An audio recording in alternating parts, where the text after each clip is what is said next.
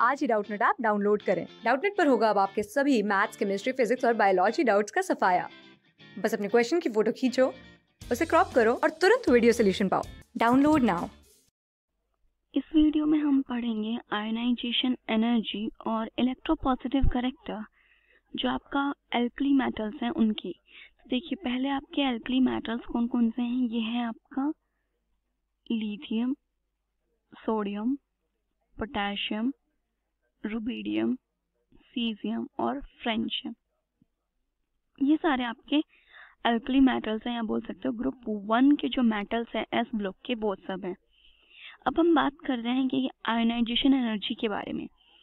तो पहले आपको ये पता होना चाहिए कि आयोनाइजेशन एनर्जी होती क्या है, क्या प्रोसेस होती है आयोनाइजेशन एनर्जी की। तो आयोनाइजेशन एनर्जी का मतलब है कि जो आपका वैलेंस इलेक्ट्रॉन होता है, लूजली बाउंड जो इलेक्ट्रॉन है, वो आपको रिमूव करना होता है। इसमें क्या होता है, इसमें लूजली बाउंड इलेक्ट्रॉन, जो लूजली बाउंड इलेक्ट्रॉन होता है ये आपको रिमूव करना होता है।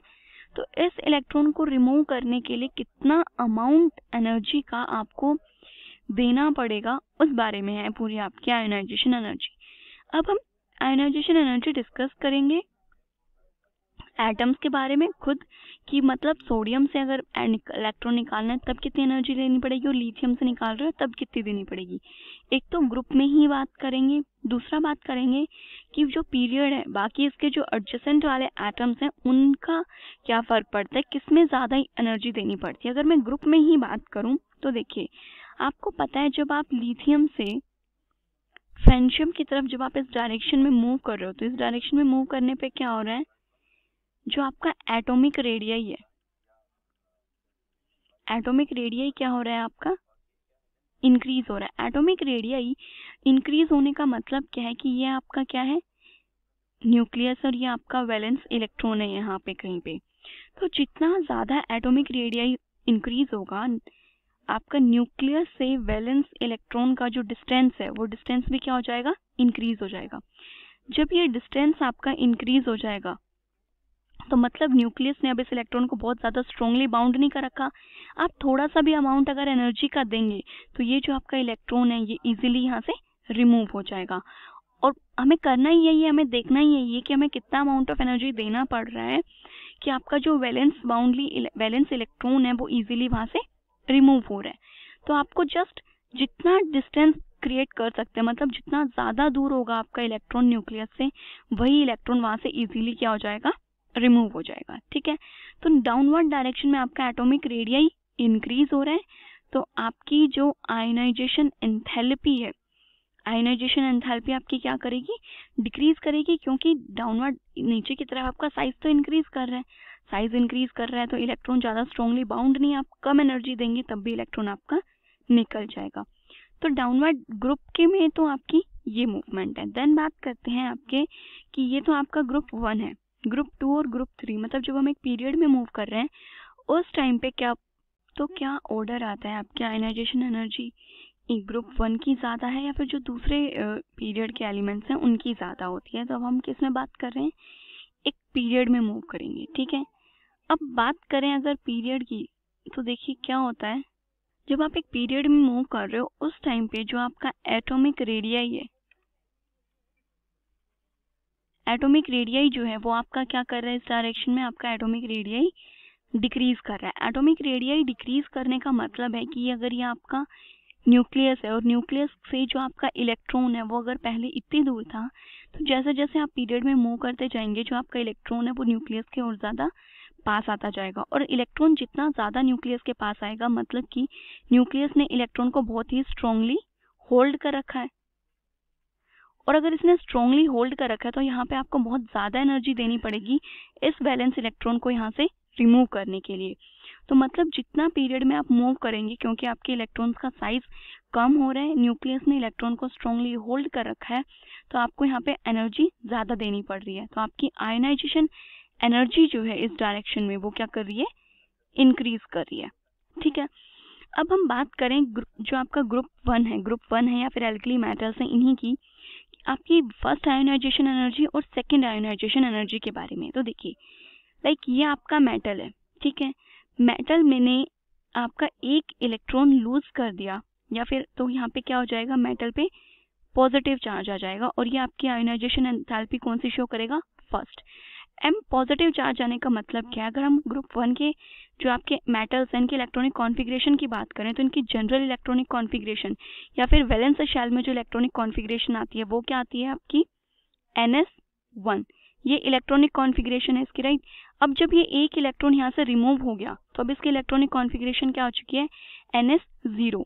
इसके आगे जो भी इलेक्ट्रॉनिक कॉन्फ़िगरेशन है वो बची, और इससे आगे जो इलेक्ट्रॉनिक कॉन्फ़िगरेशन होती है आपकी वो किसकी होती है, नोबल गैस इलेक्ट्रॉनिक कॉन्फ़िगरेशन होती है। फॉर एग्जांपल जैसे कि ये आपका सोडियम मेटल है, ठीक है।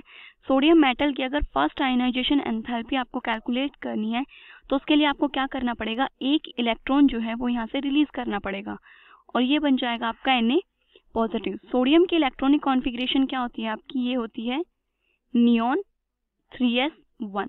अब जब एक इलेक्ट्रॉन यहाँ से रिमूव हो गया तो यहाँ पे क्या आ गया आपका, नियॉन ऑब्टेन हो गया, जस्ट नियॉन मिला है आपको, राइट। और नियॉन की अगर इलेक्ट्रॉनिक कॉन्फ़िगरेशन की बात करें तो ये हो जाती है 1s2 2s2 3p6। ये कंप्लीट एक नोबल गैस इलेक्ट्रॉनिक कॉन्फ़िगरेशन है। अब जब आप सेकेंड आयोनाइजेशन एंथैल्पी की बात कर रहे हैं तो इसका मतलब है कि आपको Na पॉजिटिव में से यहाँ से आपको एक और इलेक्ट्रॉन को निकालना है, तब आपका यहाँ पे क्या बनेगा, Na2 पॉजिटिव। अब एक इलेक्ट्रॉन निकालना है, उसके लिए आपके पास कौन सी इलेक्ट्रॉनिक कॉन्फ़िगरेशन है, इस इलेक्ट्रॉनिक कॉन्फ़िगरेशन में से आपको एक इलेक्ट्रॉन निकालना पड़ेगा। और ये इलेक्ट्रॉनिक कॉन्फ़िगरेशन कैसी है, नोबल गैस इलेक्ट्रॉनिक कॉन्फ़िगरेशन है। सारे जो आपके ऑर्बिटल्स हैं वो कम्प्लीटली फिल्ड है, फुली फिल्ड इलेक्ट्रॉनिक कॉन्फ़िगरेशन है और ये आपकी एक स्टेबल इलेक्ट्रॉनिक कॉन्फ़िगरेशन है। अब स्टेबल इलेक्ट्रॉनिक कॉन्फ़िगरेशन में से जब आप इलेक्ट्रॉन्स निकालेंगे तो आपको बहुत ही ज़्यादा एनर्जी देनी पड़ेगी। तो इस वजह से जो आपके ग्रुप 1 के एलिमेंट्स हैं इनकी सेकेंड आयोनाइजेशन एनर्जी ज़्यादा होती है comparison to the first ionization energy, क्योंकि ये इस टाइम पे जब आप आयोनाइजेशन एंथैल्पी सेकंड कैलकुलेट कर रहे होते हैं तो ये नोबल गैस कॉन्फ़िगरेशन अटेन कर लेते हैं और वहाँ से इलेक्ट्रॉन निकालना इतना ईजी नहीं हो पाता है, ठीक है। देन नेक्स्ट हम बात करते हैं इनके इलेक्ट्रोपॉजिटिव कैरेक्टर की। इलेक्ट्रोपॉजिटिव कैरेक्टर का मतलब क्या होता है कि इलेक्ट्रोपॉजिटिव कैरेक्टर का मतलब है कि वो मेटल्स जो अपना इलेक्ट्रॉन लूज करना। इलेक्ट्रोपॉजिटिव कैरेक्टर का नॉर्मल अगर हम बात करें तो मतलब इलेक्ट्रॉन लूज करना, ये आपका इलेक्ट्रोपॉजिटिव कैरेक्टर की बात को डिफाइन करता है। अब कौन से मेटल इलेक्ट्रॉन लूज इजीली करेंगे, सिंपली जैसे अभी हमने आयोनाइजेशन एंथैल्पी की बात करी, जिनकी आयोनाइजेशन एंथैल्पी हम ग्रुप में बात कर रहे हैं, लिथियम से फ्रेंशियम की तरफ जब हम मूव करेंगे तो यहाँ पे क्या होगा आपका, जब आपकी आयोनाइजेशन एंथैल्पी डाउनवर्ड डायरेक्शन में क्या होनी चाहिए, अगर आयोनाइजेशन एंथैल्पी आपकी डाउनवर्ड डायरेक्शन में डिक्रीज हो रही है, आयोनाइजेशन एंथैल्पी डिक्रीज होने का मतलब क्या है कि जो आपका वैलेंस इलेक्ट्रॉन है वो इजीली लीव कर रहा है और एक इलेक्ट्रोपॉजिटिव कैरेक्टर शो कर रहा है, राइट। और हमें पता है कि जब लिथियम से फ्रेंशियम की तरफ आप मूव कर रहे हो तो इधर आपका जो रेडियाई है, रेडियाई क्या हो रहा है आपका, इंक्रीज होगा। और अगर रेडियाई इंक्रीज हो रहा है तो जो आपका वैलेंस इलेक्ट्रॉन है उससे का न्यूक्लियस पे होल्ड कम है, न्यूक्लियस वैलेंस इलेक्ट्रॉन पे होल्ड नहीं कर पा रहा, वो न्यूक्लियस से बहुत ज़्यादा दूर है, तो यहाँ पे जो आपका इलेक्ट्रॉन है वो इजीली क्या हो जाएगा, रिलीज हो जाएगा। तो जो आपका इलेक्ट्रोपॉजिटिव कैरेक्टर आएगा वो क्या आएगा, देखिए इलेक्ट्रोपॉजिटिव कैरेक्टर आएगा आपका, लिथियम जो है इसका इलेक्ट्रोपॉजिटिव कैरेक्टर कम होगा, देन आएगा आपका सोडियम, पोटेशियम, रुबीडियम, सीजियम, ये आपका इलेक्ट्रोपॉजिटिव कैरेक्टर आएगा।